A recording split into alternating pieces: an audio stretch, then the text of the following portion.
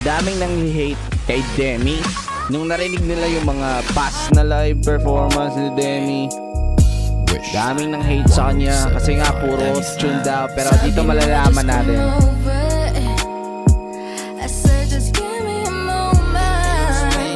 Auto-tune ba? Auto-tune ba? Eto guys kasi madami talagang comment ng mga negative tungkol kay Demi dahil dun sa boses. Baka hindi lang talaga maganda yung boses niya nun. Okay, baka alam yun na, baka paos lang siya nun. Alam mo yun. Kaya let's go. Oh, pagkikita natin napapadalas, hinahatid sundo, pagkikita natin napapadalas. Okay, doon the part is walang effects. Pero kung sa live yun, medyo ano yun, like, kumbaga, medyo high pitch yung part na yun. Dito naman sa live performance niya, sa Wish, okay lang naman. Pero, mas maganda talaga pakinggan yung nasa recording. Okay. Pagdating sa live is, okay lang. Pero hindi din siya pangit. Okay lang. Like, ganun lang.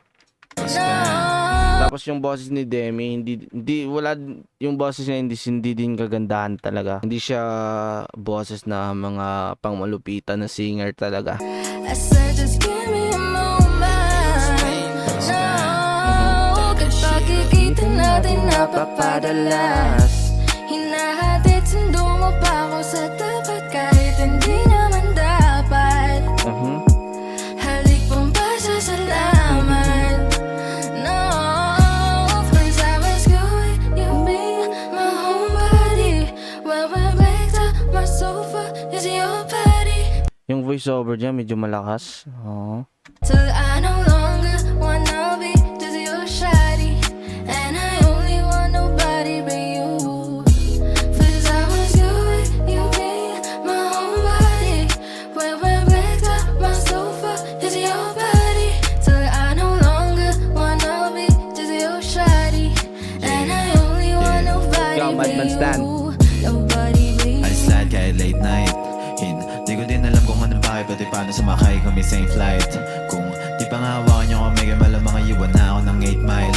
Okay. Medyo hindi ganun ka-smooth. Okay. Nakikita ko kay Madman Stan dito, medyo kabado siya Medyo kabado siya dito Yun talaga yung kaiba ng performer sa recording lang. Yun talaga yun. Iba talaga yung mga performer guys. Like, alam niyo na, maramdaman niyo yan. Ramdam niyo yan yung kaibahan ng nasa recording tsaka sa pag-perform nila dito. Like, maramdaman mo yung kakaibahan.